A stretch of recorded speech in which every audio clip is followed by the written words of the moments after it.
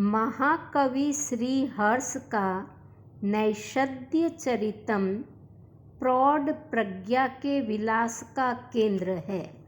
इसका प्रमुख कारण यह है कि कालिदासोत्तर कवियों की प्रवृत्ति कलावाद और चमत्कारवाद की ओर विशेष रही है। रसवादिता की प्रवृत्ति गौण रही है। श्रीहर्ष तक यह प्रवृत्ति इतनी अधिक बढ़ गई थी कि काव्य भी सूक्ति मात्र रह गया था। इसी कारण श्रीहर्ष जैसे कवि को भी कलावादिता के आगे यह चिंता नहीं थी कि सहृदय रसिक उसके काव्य को हृदय शून्य बताएंगे।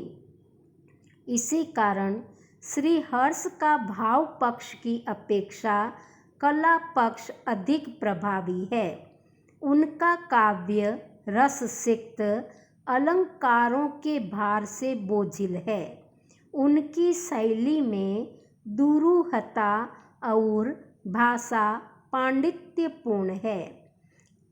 श्रीहर्ष की भाषा के संबंध में यह कहा जाता है कि उनकी भाषा कहीं सरल तो कहीं दुरूहता से परिपूर्ण है। कहीं कहीं वह सामान्य पाठक की पहुंच से बाहर नहीं जाती है। कहीं तो उनकी भाषा में इतनी दुर्बोधता आ गई है कि वैयाकरण और कोश से भी काम नहीं चलता है।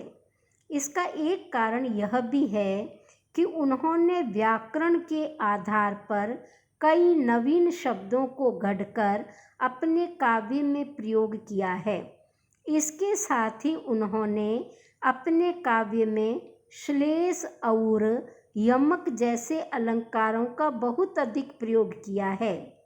लेकिन उनकी भाषा की दुरूहता के बीच उनकी भाषा की सरलता का सजीव रूप भी दिखाई पड़ता है। श्रीहर्ष ने अपने काव्य में अनेक मुहावरों का भी प्रयोग किया है। ये मुहावरे आज भी प्रांतीय भाषाओं में रूपांतर से प्रचलित हैं। यथा कथमास्यम दर्शेता है, मैं अपना मुँह कैसे दिखलाऊं। नवीन भ्रावी तवाननादिदम, ये तो मैंने तुम्हारे मुँह से बिल्कुल नई बात सुनी, इत्यादि। श्रीहर्ष ने अपनी भाषा शैली को शब्दालंकार और अर्थालंकार से सजाया है। सामान्य रूप से कवि ने अर्थालंकारों का अत्यधिक मात्रा में प्रयोग किया है। जिस प्रकार उपमा के लिए कालिदास प्रसिद्ध है, कहा जाता है उपमा कालिदासस्य, तो हर्ष भी उपमा में पीछे नहीं है। श्लेष का पुट देकर वे उपमा को और अधिक सुंदर बना देते हैं। उदाहरण के लिए दमयंती के हृदय में नल विषयक काम प्रवेश कर गया है। इसके लिए कवि का श्लेष गर्भित पौराणिक उपमान देखिए। यथो हय मानः खलु भोग मोजिना प्रसद्य वैरोचनी जैसे पतनम विदर्भ जाया मदनस्तथा मनो अनलावरधम वैसेव वैशितः।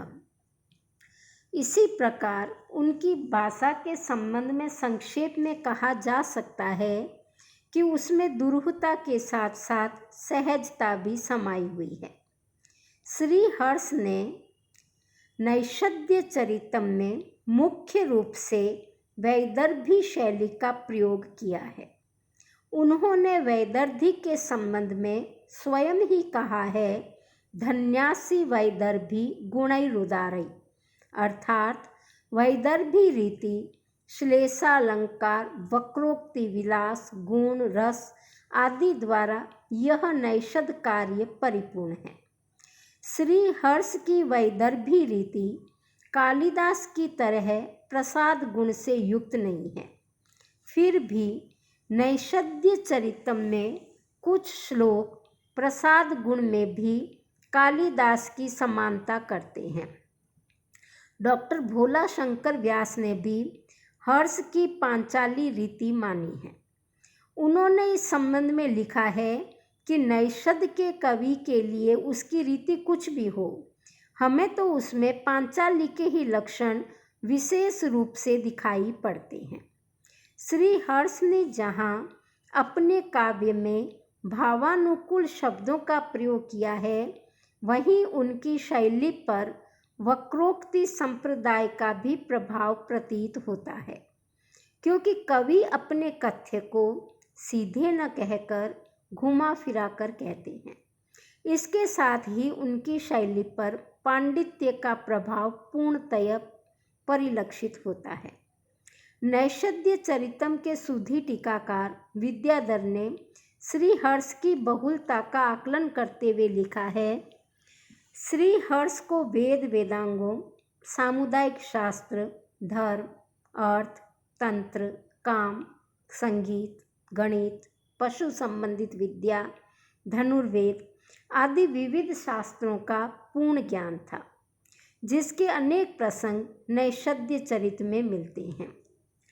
कहा जा सकता है कि श्री हर्ष ने अपने काव्य में वैदर्भी और पांचाली रीति का प्रयोग किया है।